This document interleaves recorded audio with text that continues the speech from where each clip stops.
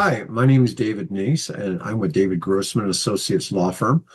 I work as a lobbyist for them, and I'm helping people clean up PFAS in their water. So there was an action in 2018. It was called a mass tort, where 3M and DuPont put approximately $13.4 billion into escrow. And over 7 years, all of that money was supposed to be put out to cities for water treatment equipment. Only about one out of every six water districts in the United States claimed the money. Judge said that there weren't not enough plaintiffs that came forward, and so they're making them pay out through July 31st of 2026.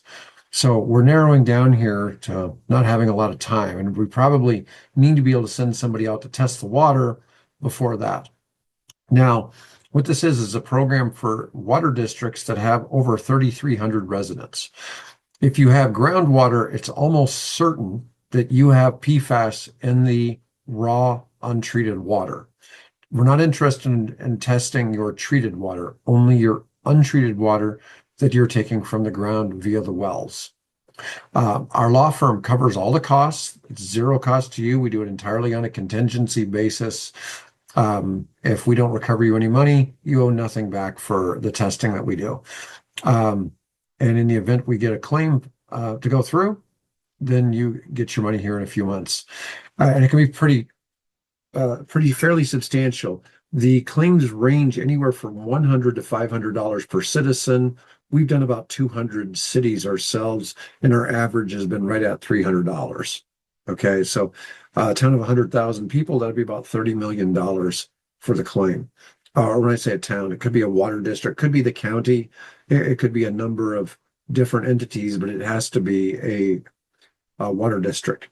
Now, you can use this money as needed to, fix your water or do other things that your municipality needs. So I'm sure you're familiar with, if you're on this call, you're probably familiar with what PFAS is, forever chemicals, very difficult to get out of water, that most of them were spread by firefighting foam. And so there's other actions that are also available. We're going to be able to get you money for firefighting equipment. We're going to be able to get you money for airports that have had firefighting, had AFFF sprayed down. The FAA required it. And there's going to be actions for fire training centers. And if you're a community of over 100,000, we have an action for cigarette butt cleanup. So there's a number of different things, but the one for water treatment expires on July 31st.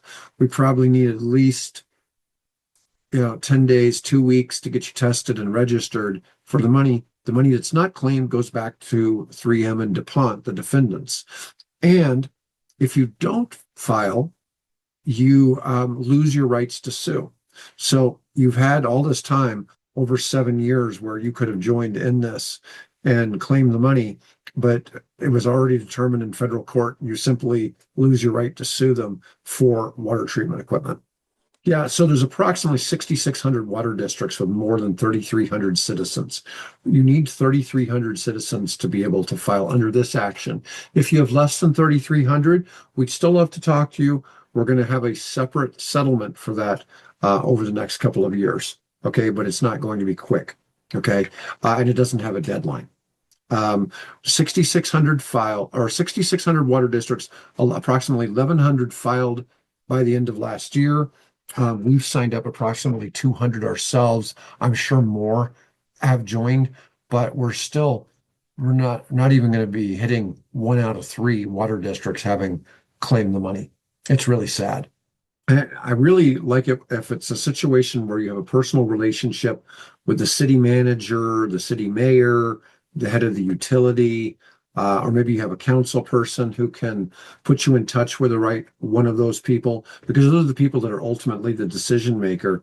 And it needs to be done quickly, because we have to be able to come and get the testing done. And once again, we're doing that at the law firm's expense. And we're testing the raw water, not the treated water.